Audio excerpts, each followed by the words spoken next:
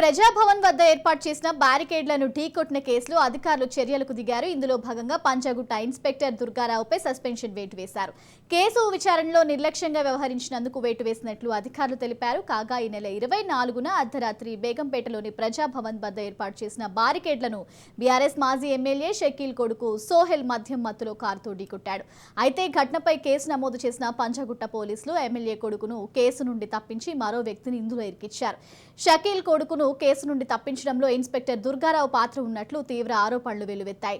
ఈ ఘటన రాష్ట్ర వ్యాప్తంగా సంచలనంగా మారడంతో ఇంటర్నల్ ఎంక్వైరీ చేయించిన పోలీసులు ఇన్స్పెక్టర్ దుర్గారావు పాత్ర ఉన్నట్లు నిర్ధారణ కావడంతో అతడిపై సస్పెన్షన్ వేటు వేశారు. కేసులో A1 గా ఉన్న షకీల్ కొడుకు ప్రస్తుతం పరారీలో ఉండడంతో పోలీసులు లుకౌట్ నోటీసులు జారీ చేశారు. ప్రజాభవన్ వద్ద ఏర్పాటు చేసిన బారికేడ్లను ఢీకొట్టిన కేసులో అధికారులు చర్యలకు దిగారు. ఇందులో భాగంగా పంచగుట్ట ఇన్స్పెక్టర్ దుర్గారావుపై సస్పెన్షన్ వేటు వేశారు. కేసు విచారణలో నిర్లక్ష్యంగా వ్యవహరించినందుకు వేటు వేసినట్లు అధికారులు తెలిపారు. ఈ ఘటనకు సంబంధించి మరింత సమాచారం మా ప్రతినిధి ఇన్నారెడ్డి అందిస్తారు. ఇన్నారెడ్డి,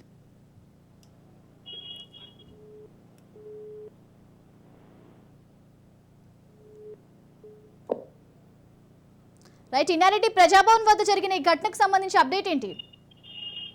శ్రావ్య, మనం గమనించవచ్చు 23వ తారీఖున ఎప్పుడైతే ర్యాష్ డ్రైవింగ్ చేస్తూ క్రమంలో కేసు బుక్ అయిందో ఆ క్రమంలోనే ఒక టీఆర్ఎస్ ఎమ్మెల్యే షకీల్ సంబంధించిన కుమారుడితో పాటు మరొక ముగ్గురు యువతులు కూడా దాంట్లో ఉన్నారు.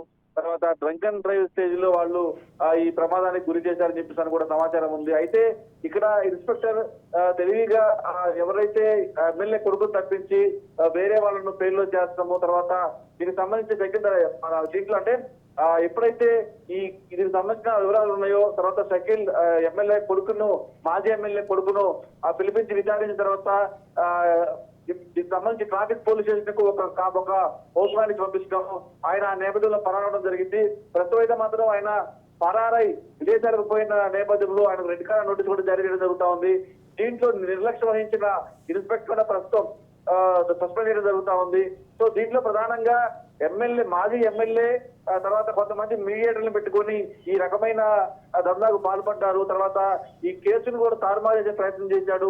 తర్వాత నిర్లక్ష్యం వహించారన్న అన్ని కారణాల మీద కూడా ప్రస్తుతం ఆయన సస్పెండ్ చేయడం జరుగుతా ఉంది. దీనికి సంబంధించి గతంలో కూడా అనేకమైన ఆరోపణల నేపథ్యంలో తర్వాత ఇప్పుడు వచ్చిన ఆరోపణలకు సంబంధించిన ఎవిడెన్స్ పక్కా దొరకడంతో ప్రస్తుతం ఆయన సస్పెండ్ చేస్తే, ఇదే కాకుండా ఎవరైతే మాజీ ఎమ్మెల్యే షకీల్ కు సంబంధించిన కొడుకు ఆయన విదేశాలకు పారిపోయాలని చెప్పిన పక్కా సమాచారం నేపథ్యంలో పోలీసులు రెడ్ కార్డ్ నోటీసులు జారీ